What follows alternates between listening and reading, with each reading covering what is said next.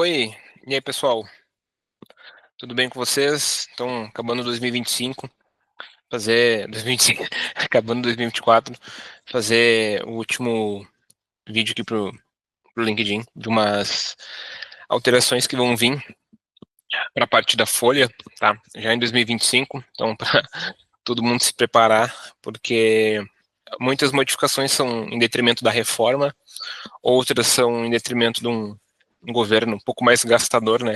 Que de certa forma precisa arrecadar, e ele faz isso, né, com base em alguns benefícios fiscais, né, tirando alguns benefícios fiscais.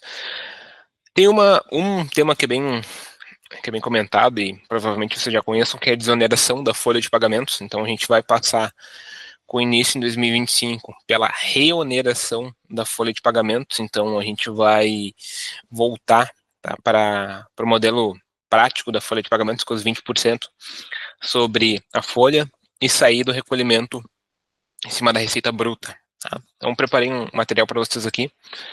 Espero que vocês gostem. Vamos ver se vai aparecer.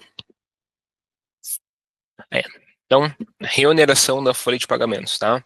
Antes de a gente começar as alterações que vão vir, tá? Então a gente tem que entender o que é a desoneração da folha de pagamentos. Então é em relação ao recolhimento ali da contribuição previdenciária patronal. Então, ao invés da gente recolher os 20% sobre a folha, que é o cálculo normal, a gente recolhe em cima da receita bruta que a empresa tem.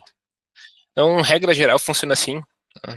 Então, o CPP que a gente fala, ele incide 20% sobre a folha, tá? Mais o RAT ali em algumas ocasiões de 1 a 3%, outras entidades entre 5,8% e serviços tomados e segurados. Tá? Então, basicamente, as indústrias que não têm a desoneração da folha, elas recolhem isso. Tá?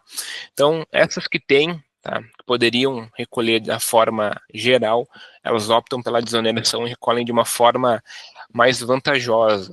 Então, com a desoneração da folha de pagamentos, tu recolheria de 1% a 4,5%, tá, sobre a tua receita bruta. Então, é uma forma que faz com que tu recolha menos imposto em relação à tua folha, tá, de pagamentos, e também, de certa forma, tu recolhe a contribuição patronal, que é um imposto pesado, proporcional ao que tu vende, né? Então, o recolhimento ele é em cima da receita bruta e, de certa forma, é uma coisa casada com o fluxo de caixa da empresa. Então, tu pode se enquadrar na desoneração pelo KNAI, tá? Pela atividade que tu exerce, ou pelo produto que tu vende. Eu botei aqui que é NCM, ou Nomenclatura Comum do Mercosul. Eu não vou falar aqui quais que se enquadram, mas basicamente para vocês entenderem, né? Recolher 4,5 em relação a 20% sobre a folha, considerando que as empresas que estão dentro da desoneração ali da folha de pagamentos têm um encargo salarial, né? Tem uma folha muito vantajosa, tem um quadro de colaboradores muito grande, então acaba sendo bem em conta, né? Só que em 2025 a gente vai ter o início da reoneração da folha de pagamentos. Então a gente vai voltar de forma gradual a recolher os 20% sobre a folha. Então como é que vai acontecer isso? Preparei aqui uma transição. Eles conseguiram, tá, votar uma postergação da desoneração padrão, como a gente tem hoje até 2024, mas em 2025 a gente vai ter o início da reoneração da folha de pagamentos.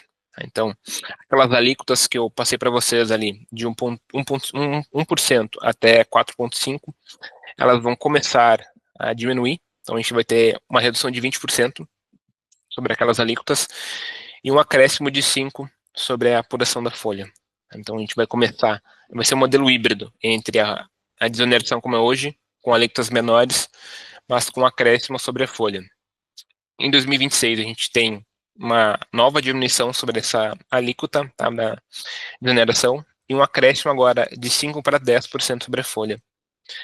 Em 27, a gente tem a mesma sistemática, que reduz mais ainda e acrescenta mais 15% sobre a folha de pagamentos.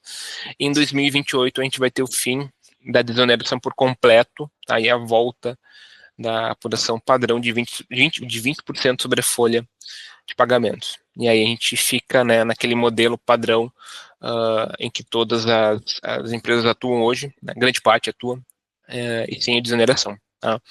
Então, O tema de desoneração vem lá de 2011, 2012, tá?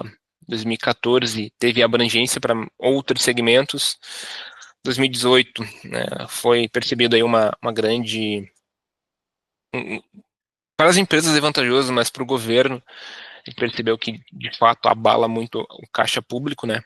E desde 2018 aí tem uma discussão de postergar ou não a desoneração da folha de pagamentos. Mas, para 2025 até 2028, a gente tem aí essa transição que, de fato, vai abalar os caixas de muitas empresas que têm essa possibilidade, né? E aqui entra um grande ponto, que é a possibilidade de a gente fazer trabalhos que visem a redução de custo, né? Um deles é a revisão tributária, que a Estúdio faz e faz muito bem feito por aqui. Tá? Então, é um ponto que eu trouxe para vocês aí, ficarem atentos, porque além da reforma tributária, a gente tem, de certa forma, consequências que um governo gastador tem, né? E que, de certa forma, ele transfere para o empresário e para o consumidor final. Tá? Espero que vocês gostem, curtam e compartilhem aí. Valeu, pessoal.